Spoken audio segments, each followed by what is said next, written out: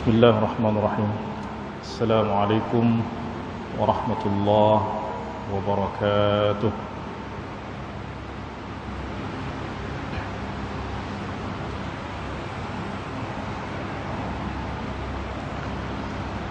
Alhamdulillah,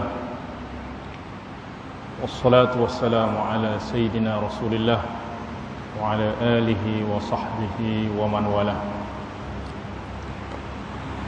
Rabbi shrah li sadri wa yassir li amri wahlul 'uqdatam min lisani yafqahu qawli. Subhanaka la ilma lana illa ma 'allamtana innaka antal alimul hakim. Rabbi ighfir warham wa tajawaz 'amma ta'lam innaka antal 'azizul akram. Warfa' 'anna maqtaka wa ghadabaka bi rahmatika ya arhamar rahimin. Amma ba'du, ikhwatal iman, jamaah salat maghrib, tuan-tuan, puan-puan, kaum muslimin, muslimat. Alhamdulillah, kita sentiasa bersyukur kepada Allah Subhanahu wa taala. Allah Subhanahu wa taala masih kurniakan kesehatan kepada kita sehingga kita masih tetap dapat menjalankan kewajiban kita kepada Allah Subhanahu wa taala.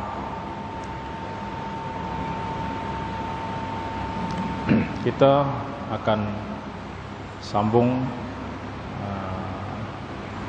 pengajian kitab 40 hadis mengenai puasa Ramadan, dan berbaki 6 hadis lagi, atau hadis yang ke-36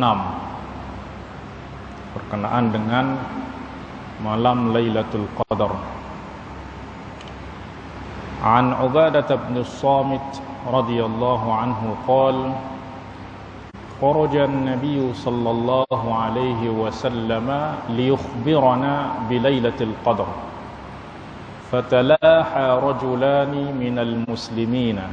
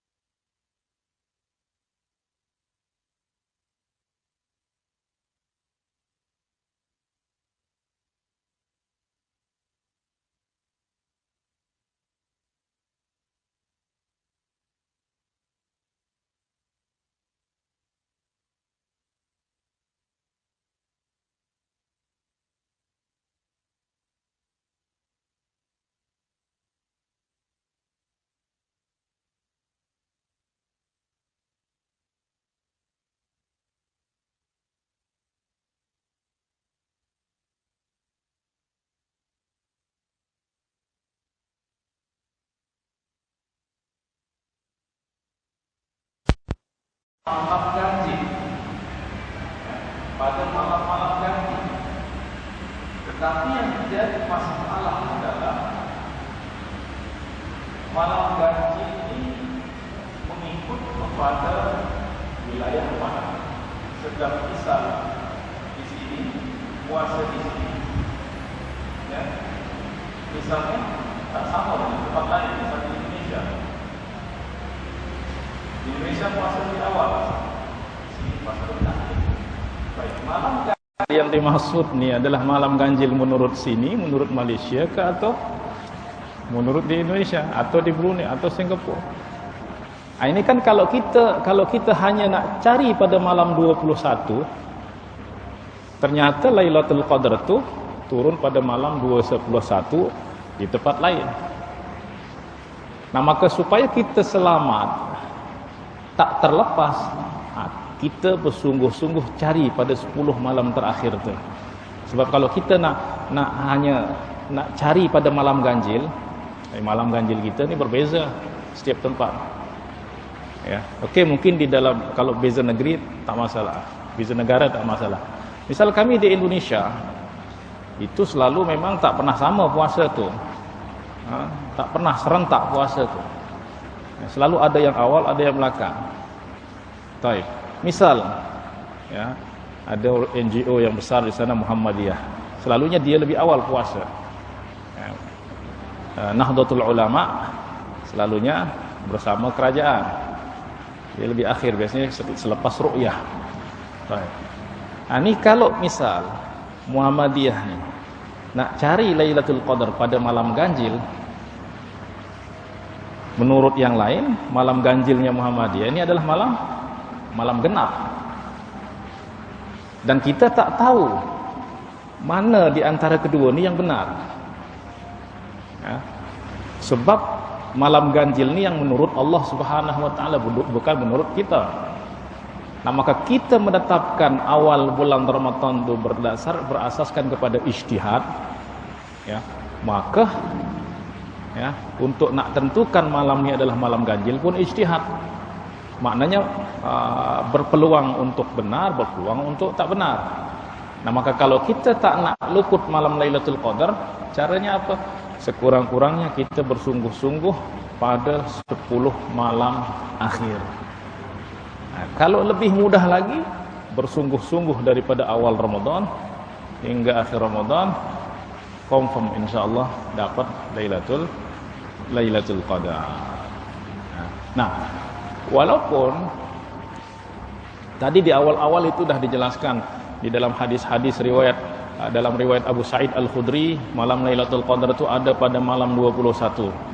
Dalam riwayat Abdullah bin Unais, Lailatul Qadar itu ada pada malam 23. Ya, menurut riwayat riwayat Abdullah bin Umar, malam Lailatul Qadar adalah malam 27. Demikian juga menurut Ubay bin Ka'ab dan dan Muawiyah bin Abi Sufyan radhiyallahu anhum ajma'in, itu malam 27.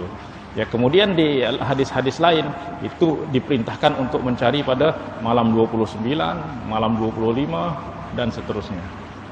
Nah, maka para ulama ni ada yang berpendapat bahawa malam Lailatul Qadar itu ada pada malam-malam tertentu. Maknanya dia tak berubah.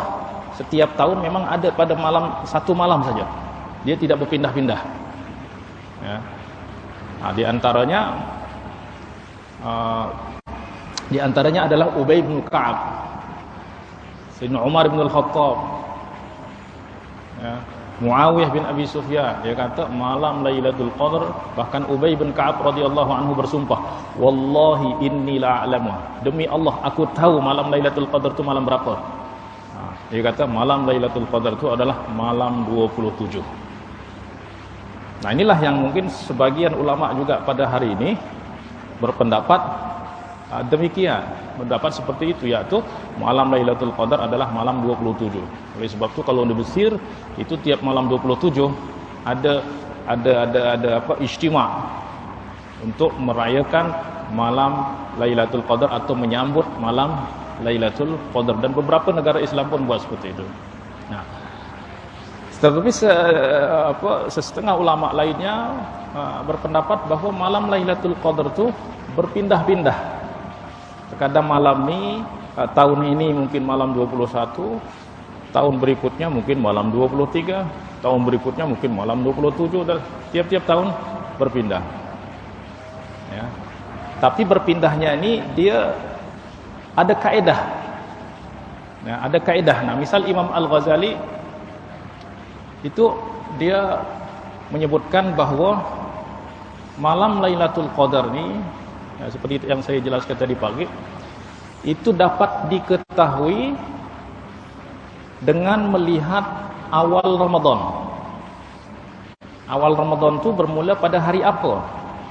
Nah, Imam Ghazali kata, kalau awal Ramadan adalah jatuh pada hari Sabtu, ya, maaf, kalau awal Ramadan adalah pada malam Jumat, hari Jumat, awal Ramadan adalah hari Jumat, maka Lailatul Qadar ada pada malam ke-29, ya, ada pada malam 29.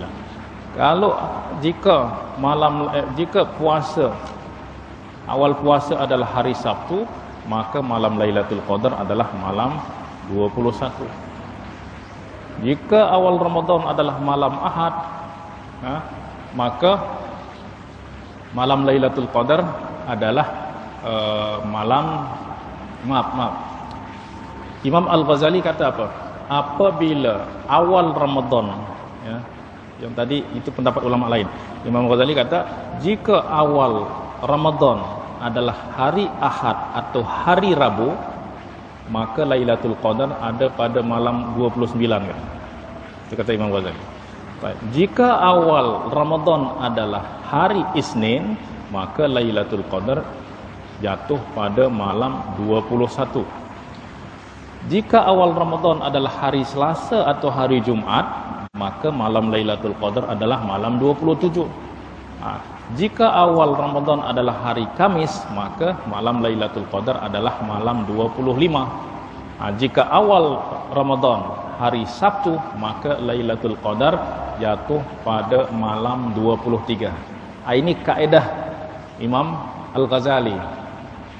Dan Imam Abdul Hasan Asy-Syadzili, dia kata apa? Semenjak aku dewasa, aku mendapati apa yang dijelaskan oleh Imam Ghazali itu memang benar, kata.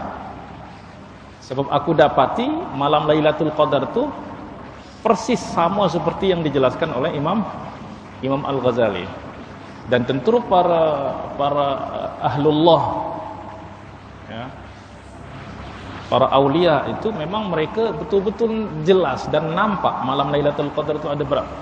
Ya, dia dapati nanti malam tu dia tahu jelas, ya, sebab hati mereka bersih sehingga mereka mengetahui, ya, bahwa malam ini misalnya adalah malam Lailatul Qadar. Sehingga Imam Ghazali tiap-tiap tahun dia perhatikan, dan dia dapati selama hidupnya dia perhatikan ternyata kaedahnya seperti tadi.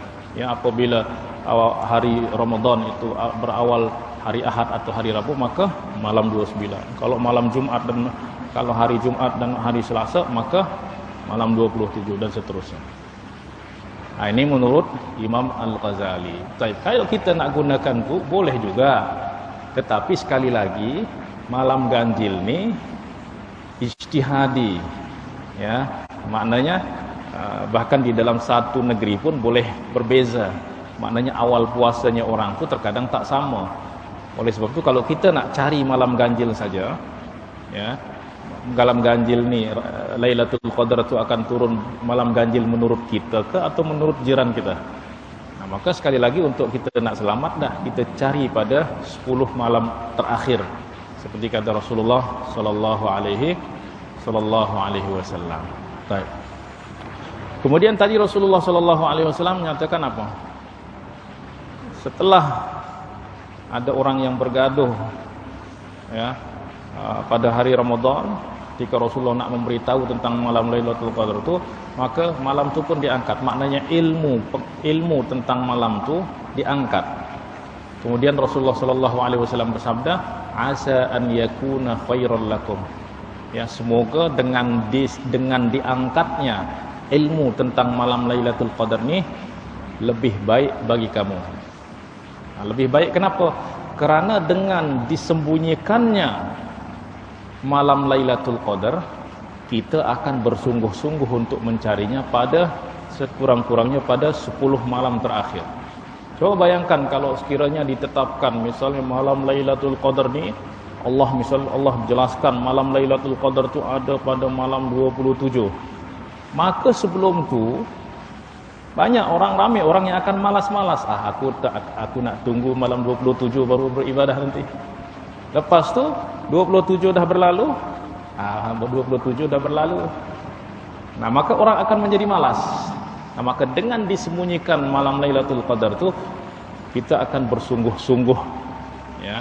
Nah, seperti mana Allah juga, Rasulullah sallallahu alaihi wasallam juga menjelaskan, inna li rabbikum fi ayyami dahrikum lanafahat fata'arrudu laha. Sesungguhnya Tuhan kamu ada memberi anugerah pada setiap dalam satu tahun itu, ada membuka pintu anugerah, pintu kurniaan. Nah, siapa yang bersiap pada saat itu, dialah yang akan mendapatinya. Tapi Allah tak jelaskan masanya. Supaya apa? Supaya kita bersungguh-sungguh untuk mencarinya sepanjang tahun. Kemudian Rasulullah sallallahu alaihi wasallam juga beritahu, pada hari Jumaat tu ada sa'atul ijabah, ada saat di mana Allah pasti perkenankan doa. Tapi masanya tak dijelaskan. Supaya apa? Supaya kita bersungguh-sungguh beribadah daripada pagi Jumaat hingga petang Jumaat. Nah, ini di antara hikmah Allah Subhanahu wa taala, kenapa Allah Subhanahu wa taala menyembunyikan Lailatul Qadar. Nah, intinya adalah bahwa apabila orang bersungguh-sungguh, bila dia akan bersungguh-sungguh, apabila dia betul-betul ikhlas. Kerana tanda daripada ikhlas adalah orang bersungguh-sungguh. Nah, maka apabila orang ikhlas, dia akan bersungguh-sungguh. Maka apabila dia bersungguh-sungguh, Allah akan kurniakan dia, beri taufik kepadanya untuk memperoleh Lailatul Qadar. Baik. Nah, maka itu semua berkenaan dengan Lailatul Qadar. Baik. Kemudian hadis yang ke-27. Nah, ini berkenaan dengan sunnah makan sahur. Ya, kita dah habis membahas mengenai hadis-hadis berkenaan dengan Lailatul Qadar. Baik. Anil Irbas bin Sariyah radhiyallahu anhu qala da'ani Rasulullah sallallahu alaihi wasallam ila as-sahuri fi Ramadan faqala halumma ila al-ghidha' aw ila al-ghadha' al-mubarak. Rawahu Abu Dawud. Wa an Anas bin Malik radhiyallahu anhu qala qala Rasulullah qala an-nabiy sallallahu alaihi wasallam tasahharu fa inna fis sahuri barakah, muttafaqun alaih. Daripada Al-Irbas bin Sariyah radhiyallahu anhu berkata, saya dijemput oleh Rasulullah sallallahu alaihi wasallam untuk makan sahur di bulan Ramadan. Lalu baginda sallallahu alaihi wasallam bersabda, datanglah kepada makanan yang diberkati. Ya. Mari datanglah kepada makanan yang diberkati, yakni makan sahur. Nah, maka Rasulullah sallallahu alaihi wasallam menyifati, memberi sifat kepada makan sahur itu sebagai makanan yang diberkati. Dan itu juga dijelaskan di dalam hadis Sayyidina Anas. Rasulullah sallallahu alaihi wasallam bersabda, makan sahurlah kamu, kerana sesungguhnya pada makan sahur itu ada keberkatan. Baik. Apa yang dimaksud dengan keberkatan sahur? Baik. Para ulama menjelaskan di antara keberkatan makan sahur adalah, pertama, mendapat pahala mengikut sunnah Rasulullah sallallahu alaihi wasallam, ya, dan menentang ahli kitab, maknanya dapat pahala muwafaqah. Maknanya Rasulullah sallallahu alaihi wasallam perintahkan kita untuk sahur, kemudian kita sahur, maka dapat pahala mengikut sunnah Rasulullah sallallahu alaihi wasallam. Yang kedua, menguatkan fizik dalam beribadah.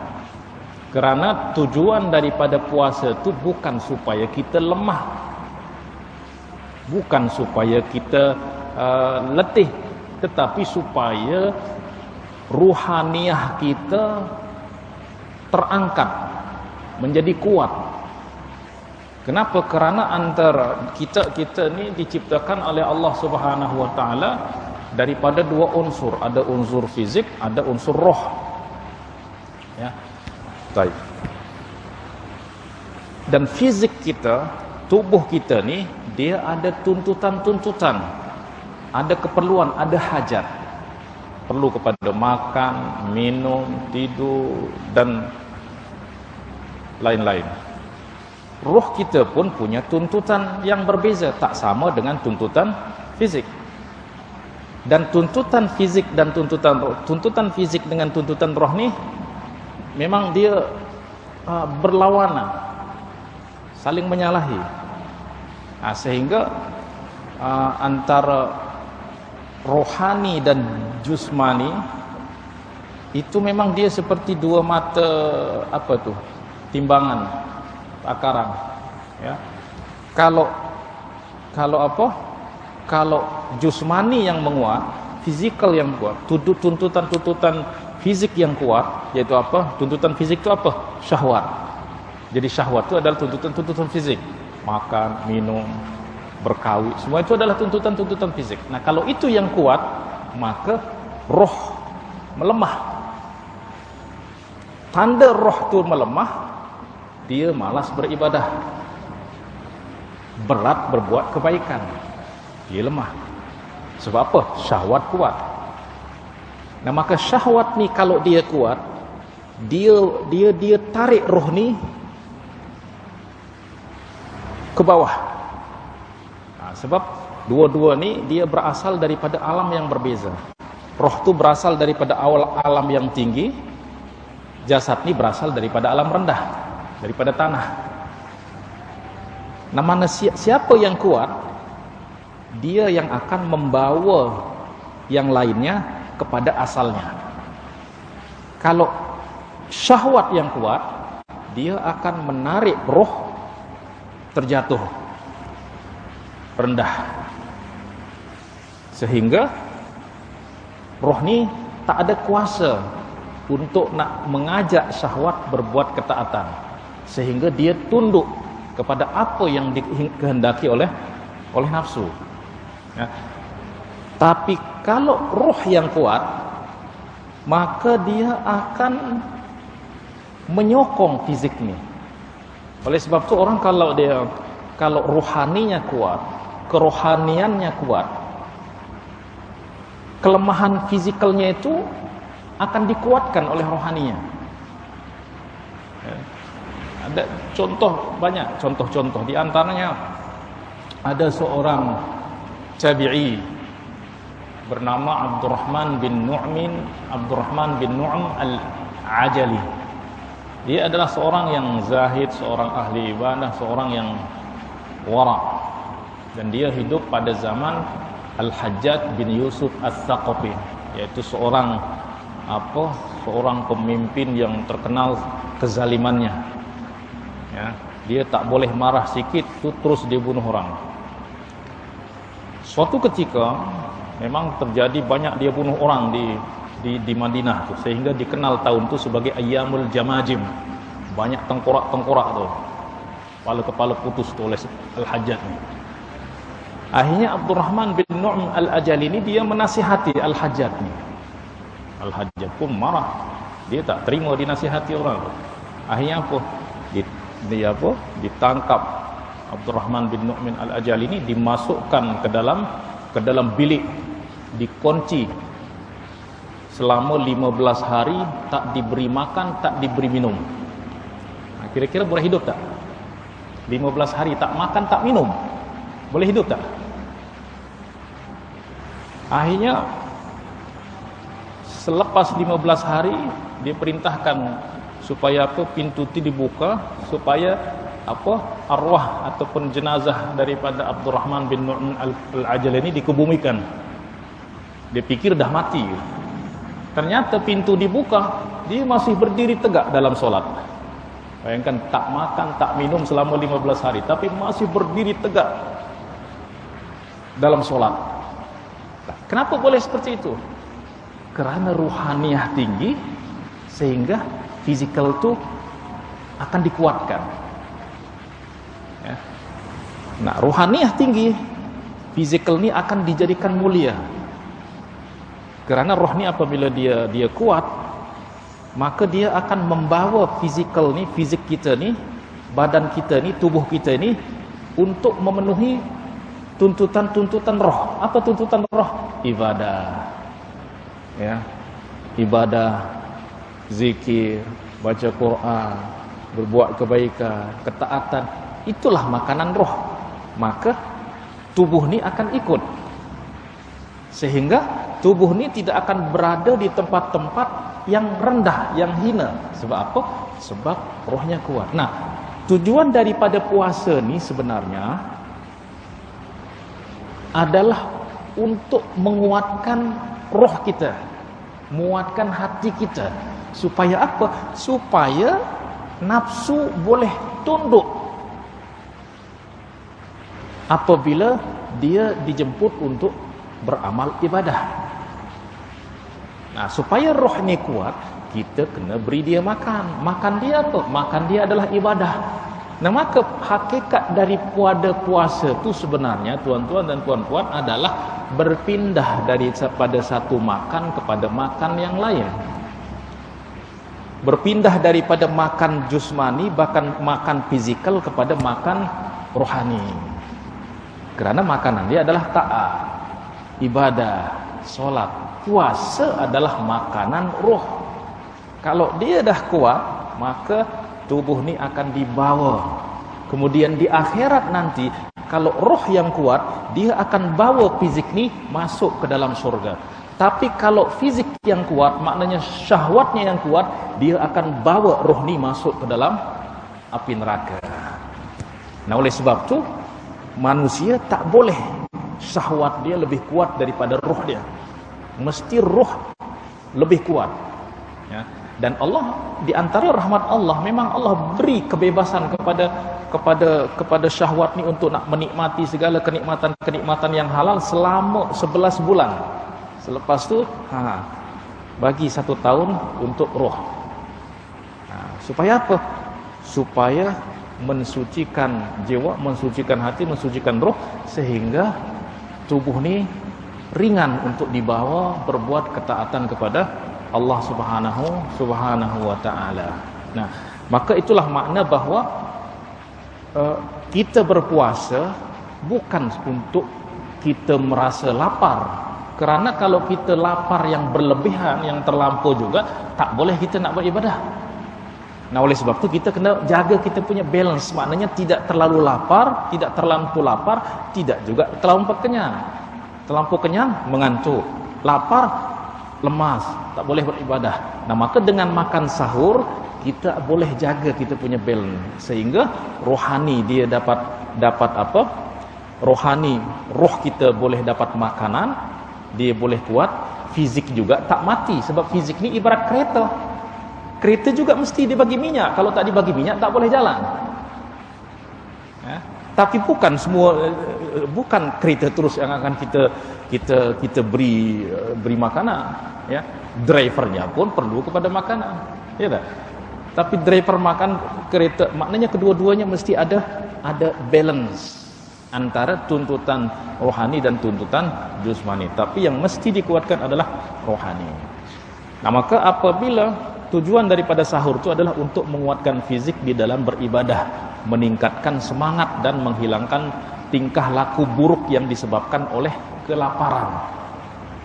Lapar ni ada dua. Ada lapar yang disengaja, yang diniatkan, ada lapar yang terpaksa. lapar yang terpaksa nih, ini yang banyak kali membawa kepada perbuatan-perbuatan jahat. Orang kelaparan, tak dapat makan, mencuri. Sebab lapar terpaksa. Nah, puasa ni adalah lapar yang diniatkan. Nah, lapar yang diniatkan inilah yang akan melahirkan akhlak-akhlak yang mulia. Sebab bertujuan untuk mengawal nafsu. Tujuannya adalah untuk membersihkan jiwa. Baik. Kemudian di antara keberkahan sahur adalah sebab seseorang tu bangun tidur supaya dia dapat berzikir, dapat bermohon ampunan kepada Allah Subhanahu wa taala pada waktu yang memang doa itu mustajab, yaitu sepertiga malam terakhir. Nah, kemudian yang keempat, bagi yang misal di dalam mazhab Syafi'i itu wajib berniat tiap-tiap malam. Nah, kalau dia terlupa berniat di awal malam, dia boleh menyusul niat ketika dia bangun sahur. Kemudian yang kelima adalah waktu sahur adalah waktu utama untuk memohon ampun kepada Allah Subhanahu wa taala, untuk beristighfar. Ya. Oleh sebab itu Allah memuji orang-orang yang beristighfar di waktu sahur. Wal mustaghfirina bil ashar, dan orang-orang yang beristighfar memohon ampun pada waktu sahur. Nah, oleh sebab itu Imam Al-Qurtubi di dalam tafsirnya, Abu Abdullah Al-Qurtubi, jadi Al-Qurtubi ini ada dua, ada yang ahli hadis, ada yang ahli tafsir. Ahli tafsir ini namanya, laqab kunyahnya adalah Abu Abdullah Al-Qurtubi. Ya, yang ahli hadis Abul Abbas Al-Qurtubi. Ya, Imam Ibn Hajar banyak menukil daripada Abul Abbas Al-Qurtubi, dan dia kata qala Al-Qurtubi. Maka kalau dalam hadis Qurtubi ini adalah Abul Abbas Al-Qurtubi. Nah, Abu Abdullah Al-Qurtubi yang ahli tafsir, di dalam kitabnya Al-Jami' li Ahkamil Quran itu menyebutkan daripada seorang tabi'i yang soleh, yang zahid, yang ahli ibadah, yaitu Makhul Asy-Syami. Dia kata apa berkenaan dengan keutamaan beristighfar di waktu sahur ni? Sekiranya ada di antara di dalam satu negeri 15 orang saja katanya beristighfar di waktu sahur selama 25 kali, sebanyak 25 kali, maka negeri itu tidak akan diazab oleh Allah Subhanahu wa taala, aman daripada azab Allah Subhanahu wa taala. Dia kata 15 orang saja beristighfar sebanyak 25 kali di waktu sahur, Allah akan jaga negeri tersebut. Nah, ini kata Imam Makhul Asy-Syami. Ya. Nah, itu diantara keberkatan makan sahur ataupun bangun sahur. Nah, jadi kita pun, walaupun kita dah misal rasa saya kenyang, saya tak nak sahur, tetap walaupun kita kenyang, kita bangun sahur. Setidaknya minum sedikit apa, yang penting ada kita sahur. Pertama, untuk menjalankan sunnah Rasulullah sallallahu alaihi wasallam. Nah, kedua, untuk mendapatkan keberkatan-keberkatan lainnya. Baik, hadis yang ke-38. An Ibnu Umar radhiyallahu anhu qala, kana Rasulullah sallallahu alaihi wasallam yaqulu idza afṭara dhahaba adh-dhama'u wa ibtallat al-'uruq wa thabata al-ajru insyaallah. Ini berkenaan dengan doa berbuka puasa. Rawahu Abu Dawud wa An-Nasa'i wa qala Ad-Daruqutni isnadu hasan wa qala Al-Hakim sahihun ala syarti syaikhaini. Daripada Ibnu Umar radhiyallahu anhu berkata, Rasulullah sallallahu alaihi wasallam pernah bersabda ketika berbuka puasa atau membaca doa berbuka puasa, dhahabadh dhama, telah hilang rasa dahaga, wa batallatil uruq, telah basah urat-urat, maknanya fizik itu menjadi segar, menjadi fresh. Wa thabatal ajru insyaallah, yakni dhahabal dhama wa batallatil uruq, yakni berkat berbuka puasa ni. Wa thabatal ajru insyaallah, ya, dan pahala sudah pasti didapati insyaallah. Kerana apa? Kerana dengan berbuka puasa kita telah menyempurnakan ibadah puasa. Nah, maka ini doa yang diantara doa yang Rasulullah sallallahu alaihi wasallam baca ketika berbuka puasa. Ada doa-doa lain juga yang diriwayatkan daripada Rasulullah sallallahu alaihi wasallam. Di antaranya adalah Allahumma laka sumtu wa ala rizqika aftartu. Hadis ini adalah hadis yang mursal. Maknanya hadis ini diriwayatkan oleh tabi'i. Maknanya sanadnya terputus. Ya, yakni sanadnya dhaif, tetapi sanadnya kepada tabi'in ini adalah sanad yang hasan. Baik. Apakah tak dibenarkan kita beramal dengan hadis dhaif, berdoa dengan doa ini sebab dia hadis dhaif? Ulama bersepakat bahwa hadis dhaif dibenarkan untuk kita guna di dalam fadilah-fadilah amal selama tidak berkenaan dengan hukum halal haram akidah. Walaupun nanti ada detail masalah mengamalkan hadis dhaif di dalam hukumnya, ya. Nah, nanti dekat-dekat Ramadan nanti kita akan banyak dengar daripada beberapa orang atau ada yang disebarkanlah yang kata jangan berdoa dengan Allahumma laka sumtu sebab hadis ini adalah hadis dhaif. Ya, ada hadis yang sahih yaitu apa? Zahabat dhama wa btallatil uruq wa thabatal ajru insyaallah. Kita kena berdoa dengan yang ni. Yang Allahumma laka sumtu ni jangan sebab dia hadis dhaif. Terus dia bagi tanda macam ni. Hai. Dari dulu para fuqaha itu dah diamalkan hadis ni. Dan di antara kaedah para ulama di dalam menyatakan hadis itu sahih menurut fuqaha adalah apabila hadis tersebut diamalkan oleh semua ulama, diterima oleh semua ulama. Maka Imam Ibn Abdul Bar dan Imam Al-Khatib kata kalau hadis tersebut walaupun sanadnya dhaif tapi kalau diterima oleh semua ulama, diamalkan oleh semua ulama, maka tak perlu lagi kepada sanad, kerana penerimaan ulama itu lebih kuat daripada sanad itu sendiri. Sebab apa? Sebab apabila ulama bersepakat untuk terima hadis ni, maka hadis itu sahih menurut mereka.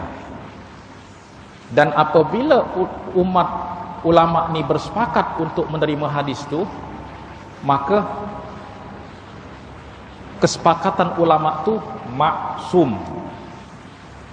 Jadi umat ni di dalam ijtima'nya maksum. Maknanya apa?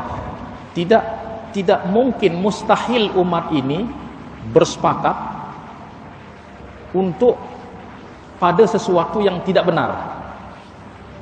Oleh sebab itu Rasulullah sallallahu alaihi wasallam menyatakan innallaha la yajma'u ummati 'ala dhalalah. Allah tidak akan menghimpunkan umatku di dalam kesesatan. Nah, maka kalau mereka berhimpun pada sesuatu, maknanya sesuatu itu adalah benar.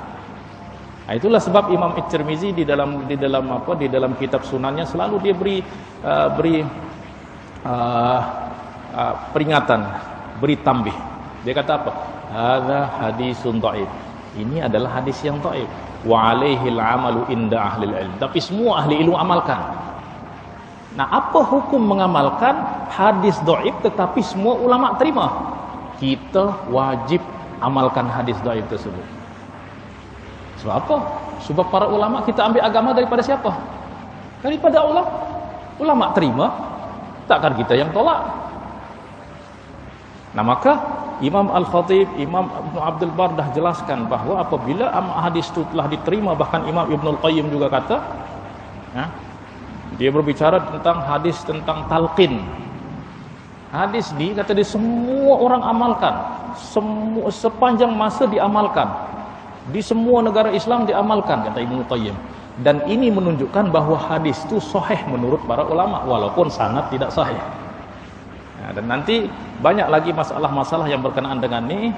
Contoh-contoh misalnya hadis tentang air laut itu adalah suci. Itu ada hadis yang dhaif. Tapi semua ulama amalkan. Yaitu bersuci, air laut itu suci, yaitu huwa at-tahuru ma'uhu wal hillu maitatuhu.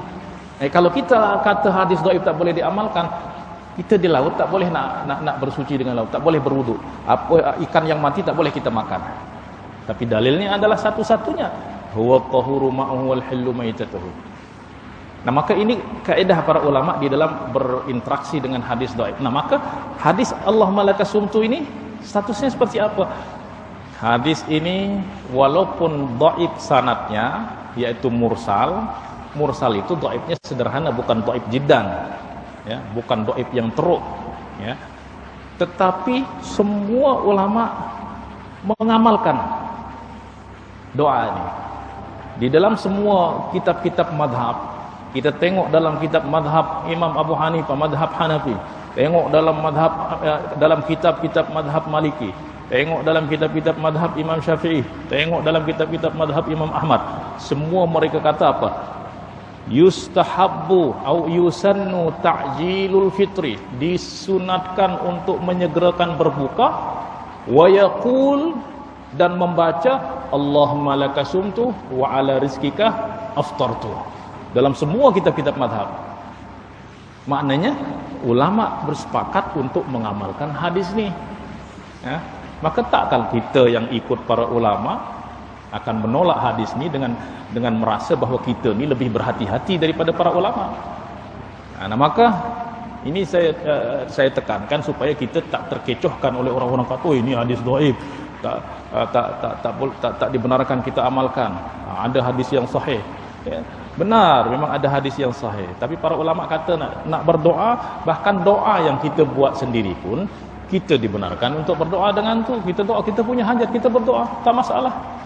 Maka kalau kita nak baca mana-mana satu doa tu, zahabadh dhama'u wa tallatil uruq wa tabatal ajru insyaallah, atau Allahumma laka sumtu wa bika amantu wa ala rizqika aftartu bi rahmatika ya arhamar rahimin, ya tak masalah. Atau Allahumma laka sumtu ala rizqika aftartu saja, tak masalah. Atau doa Sayyidina Abdullah bin Amr bin As, Allahumma inni as'aluka bi rahmatika allati wasi'at kulla syai' an taghfira li dhanbi, an taghfira li. Mana-mana satu doa kita dibenarkan untuk berdoa dengannya. Baik. Hadis yang ke-39. An Salman ibn Amir qala Rasulullah sallallahu alaihi wasallam, "Idza kana ahadukum sha'iman falyuftir 'ala at-tamr, fa in lam yajid at-tamra fa 'ala al-ma'i fa innal ma'a tahur." Rawahu Abu Dawud. Daripada Salman bin Amir radhiyallahu anhu berkata, Rasulullah sallallahu alaihi wasallam bersabda, "Jika seseorang di kalangan kamu berbuka, maka hendaklah berbuka dengan kurma, tamr." Kurma ni yakni kurma, tamr ni adalah kurma kering. Ya. Jika tidak ada kurma, maka berbukalah dengan air, kerana sesungguhnya air itu mensucikan. Nah, maka sunnah berbuka puasa kita berbuka dengan kurma. Nah, kurma ni ada 3 jenis.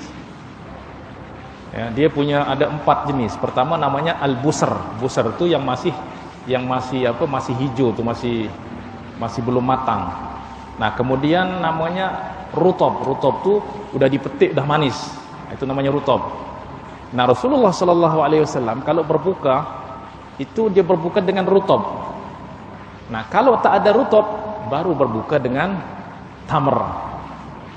Tamr tu yang dah kering. Nah, sebelum tamr ni ada namanya balah. Balah tu dia lembek. Nah, kalau rutab ni dia baru dipetik, masih segar, masih fresh. Itu dah terasa manis, itu namanya rutab. Kemudian kita biarkan, nanti dia menjadi lembek, makin manis tapi lembek, itu namanya balah. Kemudian nanti lepas tu dia mengering menjadi tamr. Nah, maka mana-mana 3 ni sama ada rutab, ya, tetapi lebih afdal adalah rutab. Ya, kalau tak ada rutab, ya maka tak masalah tamr. Kalau tak ada tamr, maka air, yaitu air kosong. Nah, itu sunnah di dalam berbuka. Kalau tak ada, ya apa-apa saja. Yang penting kita batalkan berpuasa dengan makan makanan apa-apa saja. Baik. Hadis yang ke-40 dan hadis yang terakhir, an Abi Ayyub Al-Ansari radhiyallahu anhu anna Rasulullah sallallahu alaihi wasallam qala, "Man shoma Ramadhana thumma atba'ahu 6 min Syawal kana ka shiyamid dahr." Rawahu Muslim. Daripada Abu Ayyub Al-Ansari radhiyallahu anhu bahwa Rasulullah sallallahu alaihi wasallam bersabda, sesiapa yang berpuasa Ramadan kemudian mengikutinya dengan puasa 6 hari di bulan Syawal, maka seakan-akan dia berpuasa sepanjang masa. Maknanya berpuasa sepanjang masa, berpuasa seumur hidup. Sebab apa? Sebab setiap tahun puasa Ramadan, puasa 6 Syawal. Sekali Ramadan itu dah sama dengan 300 hari. Tambah 6 hari Syawal menjadi 360. Sebab apa? Al-hasanatu bi'asyri amsalihha. Setiap amal kebaikan digandakan 10 kali lipat, 10 kali ganda. Baik. Tapi bukankah Ramadan itu terkadang 29? Maknanya 290. Tambah 6 hari menjadi berapa? Jadi 60. Jadi 350. 350 itu tarikh Hijri. Hijri itu 300, Hijriah itu 350. Masihi 360. Maknanya sama ada 30 ke 29 puasa 1 tahun. Rasulullah sallallahu alaihi wasallam jelaskan siyamu syahri Ramadan bi 'ashrati asyhur. Berpuasa bulan Ramadan itu sama seperti berpuasa 10 bulan. Wa siyamu sittati ayyamin min Syawal bi syahraini. Berpuasa 6 hari pada bulan Syawal itu sama seperti puasa 2 bulan. Fadzalika siyamu sanah, maka itu adalah puasa selama setahun. Rawahu An-Nasa'i fi Sunan Al-Kubra. Baik. Alhamdulillah, dengan demikian tuan-tuan dan puan-puan, kita telah menyelesaikan daurah atau pengajian kitab 40 hadis mengenai puasa Ramadan, dan tentu kita berharap semoga dengan ilmu yang kita dapati ini dapat menjadi motivasi dan penyemangat bagi kita untuk menyambut bulan puasa yang akan datang kepada kita dengan sungguh-sungguh, dengan sungguh-sungguh, sehingga kita dikurniakan oleh Allah Subhanahu wa taala berjaya meraih kemenangan, Lailatul Qadar, ampunan dan keselamatan daripada api neraka. Walhamdulillahirabbil alamin. Kemudian di akhir majlis Al-Faqir, yaitu yang mengarang kitab 40 hadis mengenai puasa Ramadan, ini memberi ijazah kepada semua hadirin hadirat yang hadir pada majlis daurah 40 hadis mengenai puasa Ramadan, atau yang hadir pada majlis khatam pada malam ini. Walhamdulillahirabbil alamin. Qabiltum? Baik, walhamdulillahirabbil alamin. Wa sallallahu ala sayyidina Muhammadin wa ala alihi wa sahbihi wa sallam. Alhamdulillah hamdan katsiran tayyiban mubarakan fihi ya rabbana lakal hamdu kama yanbaghi li jalali wajhika wa 'azimi sultanik. Allahumma salli ala sayyidina Muhammadin 'abdika wa rasulika an-nabiyil ummi wa ala alihi wa sahbihi wa sallim tasliman katsira biqadri 'azamati dhatika fi kulli waqtin wa hin. Allahumma barik lana fi Sya'ban, Allahumma barik lana fi Sya'ban wa ballighna Ramadan bi rahmatika ya arhamar rahimin. Allahumma ij'al jam'ana hadha jam'an marhuma wa tafarruqana min ba'dihi tafarruqan ma'suma wa la taj'al fina shaqiyyan wa la mahruma. اللهم لا تدع في مقامنا هذا ذنبا إلا غفرته ولا هما إلا فرجته ولا دينا إلا قضيته ولا مريضا إلا شفيته ولا ميتا إلا رحمته ولا حاجة من حوائج الدنيا والآخرة إلا قضيتها ويسرتها برحمتك يا أرحم الراحمين. ربنا اغفر لنا ذنوبنا ولوالدينا وارحمهم كما ربيانا صغارا. اللهم تجلى علينا في هذا الشهر المبارك شهر شعبان بمغفرتك ورحمتك وعفوك يا عفو يا كريم يا عفو يا كريم. اعف عنا ربنا اغفر لنا وتب علينا إنك أنت التواب الرحيم. ربنا آتنا في الدنيا حسنة وفي الآخرة حسنة وقنا عذاب النار. ربنا تقبل منا إنك أنت السميع العليم وتب علينا إنك أنت التواب الرحيم. وصلى الله على سيدنا محمد وعلى آله وصحبه وسلم. وسبحان ربك رب العزة عما يصفون وسلام على المرسلين والحمد لله رب العالمين.